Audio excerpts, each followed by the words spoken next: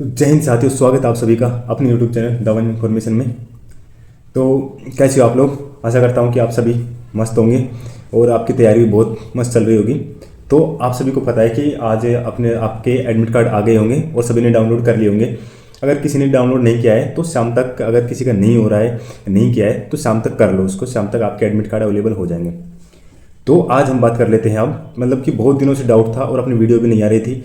Video इसीलिए नहीं लेके आ रहा था कि कोई ऑफिशियल नोटिफिकेशन नहीं था, सब रूमर ही था जैसा कि अभी तक चल रहा था, इसलिए हम वीडियो नहीं लेके आए। अब अपना ऑफिशियल नोटिफिकेशन आ गया, आपका एडमिट कार्ड हो गया। तो देखिए साथियों, अब तो बात करेंगे हम आपके रनिंग शेड्यूल की, कैसे आपको रनिंग करनी है और ख़ासतौर पर जिनकी जल्दी रनिंग है उनको क्या करना है, और जिनका टाइमली दिया है, जैसे किसी के मई में दिया है, किसी का अप्रैल में दिया है, तो उनको क्या करना चाहिए। और उसके साथ ही हम बात करेंगे डॉक्यूमेंट्स क्या क्या ज़रूरी होंगे आपके लिए। तो देखिए साथियों, सबसे पहले हम बात कर लेते हैं आपके डॉक्यूमेंट्स की, आपको क्या क्या डॉक्यूमेंट्स लेके जाने हैं। तो सबसे पहले आपने जो एडमिट कार्ड आया है, आपके एडमिट कार्ड के 2-3 फोटोकॉपी लेके जाना, लगभग 3 फोटोकॉपी लेके जाना उसकी। उसके बाद अपने आधार कार्ड, ओरिजिनल आधार कार्ड और उसकी एक फ़ोटोकॉपी आप ले जाना अगर ज़रूरत हो तो। और उसके बाद आप अपना 10th 12th फ़ोटो आपको कितने लेके जाना है? आपको फ़ोटो 4 से 8 फ़ोटो लेके जानी है, क्योंकि अगर आपका पीएचडी हो जाता है उसमें 1-2 अटैच होती है।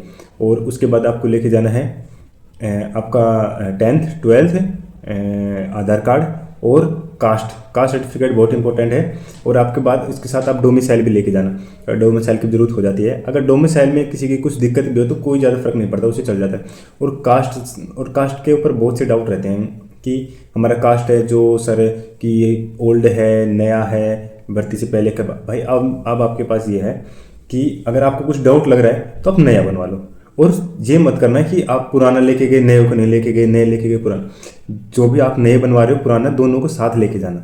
और आपका जैसा भी है आप लेके जाओ, अगर नहीं है तो बनवा के लेके जाओ। कुछ पता नहीं है, बोर्ड के ऊपर डिपेंड करता है कि वो क्या डिसीजन लेते हैं। क्या वो जो आपकी डेट दी थी, फॉर्म की लास्ट डेट थी, उसके बाद जो बना हुआ क्या पता उसको भी वो वेरीफाई कर दे कि हाँ ठीक है वो चला लेंगे।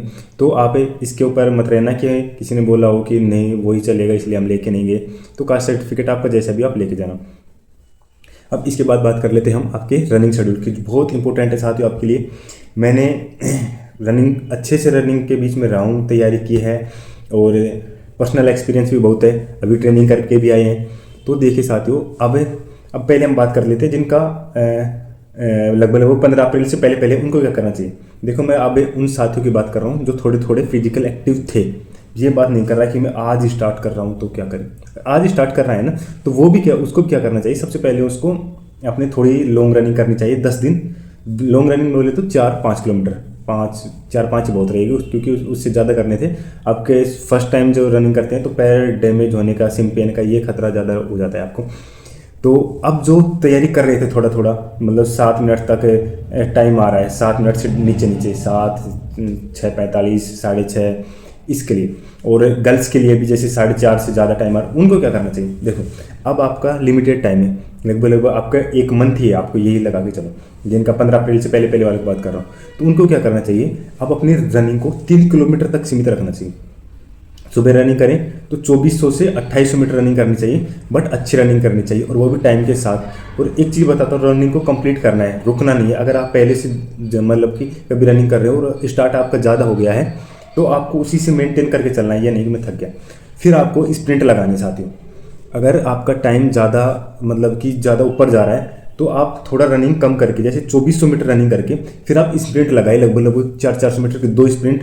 फिर अगर 400 मीटर नहीं लग रहे तो 200 मीटर के 5-6 स्प्रिंट लगाए कम से कम। उससे क्या होगा, आपका टाइम ऑटोमेटिक ही टूट जाएगा, ऑटोमेटिक ही आपका टाइम धीरे धीरे से आने लग जाएगा। स्प्रिंट का बहुत योगदान होता है इसमें। अब बात कर लेते हैं हम, और इसमें देखो गर्ल्स भी आ गई जिनका 4.5 मिनट से ऊपर आ रहा है। तो वो शुरू में क्या करें कि अपने रनिंग को लगभग 2 किलोमीटर तक रनिंग करें। 2 किलोमीटर रनिंग करके फिर 300 मीटर के शूट लगाए, 300 मीटर के, 250 मीटर के, लगभग 4-4, 5-5 शूट का मतलब समझ स्प्रिंट लगाए, है ना। अब हम बात कर लेते हैं जो जिनका अपना फिजिकल अप्रैल के बाद है, 15 अप्रैल के बाद है, उनको क्या करना चाहिए। अगर उनका टाइमिंग इतना ही कम है कि 6:30 से 7 तक आ रहा है तो उनको क्या करना चाहिए, उनको यही फॉर्मूला यूज करना चाहिए। बट अगर किसी का टाइम अभी भी 7 से भी ऊपर आ रहा है तो उनके पास एक और चांस है वो क्या करें, लगभग 15 या 3 वीक के समथिंग आप पहले अपना रनिंग को कंप्लीट करना सीखें। रनिंग कंप्लीट कैसे करना सीखें, थोड़े लॉन्ग रनिंग करिए जिससे आपका सांस भरे और जिससे आप कन्वर्ट हो जाएंगे, हाँ मैं रनिंग कंप्लीट कर सकता हूँ। और फिर उसके बाद जो बताया मैंने अप्रैल से पहले वालों का, 15 अप्रैल से पहले वाले को, वो फॉर्मूला यूज करिए 1 महीने, आपकी डेफिनेटली रनिंग पास कर दोगे आप। और उसके बाद अपने रनिंग में बहुत इंपॉर्टेंट होता है डाइट। आपको डाइट क्या क्या खाना है। देखो एक चीज़ बताता हूँ मैं आपको, चाहे आपके सिम्पेन हो, चाहे आपके सांस फूलता हो। देखो सांस कब फूलता है, जब आपकी बॉडी में पूरी ऑक्सीजन की रिक्वायरमेंट पूरी नहीं हो रही होती। तो उसके लिए क्या करें, आप जो विटामिन सी वाले जो भी फ्रूट्स हैं, अब ये मैं नहीं बोलूँगा आप टेबलेट ले, भाई टेबलेट लेना है विटामिन सी से रिलेटेड आप ले लेना, बट आप जो विटामिन सी से युक्त, अब विटामिन सी से युक्त फ्रूट क्या क्या है, खट्टे फ्रूट होते हैं जितने भी, आप अंगूर चल रहा है, संतरा चल रहा है, और भी जो भी फ्रूट है आप देख लेना, वो सभी लें। उससे क्या होगा कि आपके ब्लड में हीमोग्लोबिन बढ़ेगा। हीमोग्लोबिन बढ़ने से आपकी जो ऑक्सीजन होती है, ऑक्सीजन की रिक्वायरमेंट पूरी होती है। आपको उसके साथ अगर किसी भाई को सिम्पेन भी हो रहा है, तो सिम्पेन भाई एक ये नहीं है कि आपका एक दिन में ठीक हो जाए, उसकी अच्छे से मालिश करो। और पैर में ज़्यादा किसी से मतलब तुड़वा उड़वा मत लेना कि किसी से मसलवाए, ऐसे सिम्पेन होता है, होगा वो। उसके साथ थोड़े थोड़े उसमें सिम्पेन में क्या होता है, जो शुरू में जब आप रनिंग करते हो ना तब दर्द पेन होता है, जैसे आपका पैर गर्म हो जाता है, बॉडी गर्म हो जाए तब दर्द नहीं होता है।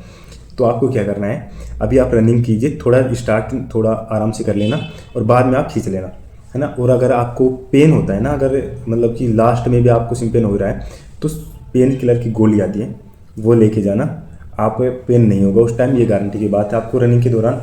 और अगर आपको मेडिसिन नहीं पता है तो वो मैं बता दूंगा। आपको ये करना है और खाने पीने पे बहुत ज़्यादा ध्यान देना है, खास तौर पे जो जंक फूड ज़्यादा खाते हैं, तला हुआ खाना ज़्यादा खाते हैं, उनको बिल्कुल ही इग्नोर करना है। फ्रूट ज़्यादा लेने हैं, पानी ज़्यादा पीना है, पानी मतलब बॉडी को पानी की कमी नहीं होनी चाहिए, प्रॉपर पानी पीते रहना है। और एक चीज़ और बता देता हूँ कि आप खाने पीने के साथ साथ आप ड्राई फ्रूट भी ऐड करना। चना ले लिया अपना, मूंग ले लिया, बादाम और काजू, ये सब आप उसमें यूज करना ड्राई फ्रूट में, मेरे बोलने से। तो कुछ साथी हैं जो बोलेंगे कि हम रनिंग करके आते हैं तो नींद आएगी, बॉडी को रिलैक्स देना है। और जो भी बॉयज़ हैं खास तौर पे, उनको बुरी जो आदतें हैं, अब मैं इस वर्ड से ही समझ गए होंगे कि मैं किसकी बात कर रहा हूँ, तो उनसे दूर रहना है।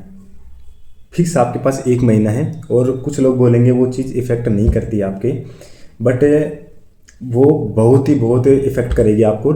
लॉन्ग टर्म की बात नहीं कर रहा, आपके फिजिकल में आप पता ही नहीं चलेगा आपका टाइम कब बढ़ गया। तो उन चीज़ों को अवॉइड करिए और खाने पीने का ध्यान रखेंगे। खासतौर पे लड़कियों के ये रहता है कि चाट उट खा लिया, उनसे उनका काम ख़राब हो सकता है। तो आई थिंक आप सभी को समझ में आ गया होगा। तो अगर अभी भी आपके कुछ डाउट हैं, कुछ कमेंट हैं, तो आप कमेंट सेक्शन में बताना। आपका भाई हमेशा रिप्लाई देता है, अभी भी रिप्लाई देंगे। जय हिंद साथियों।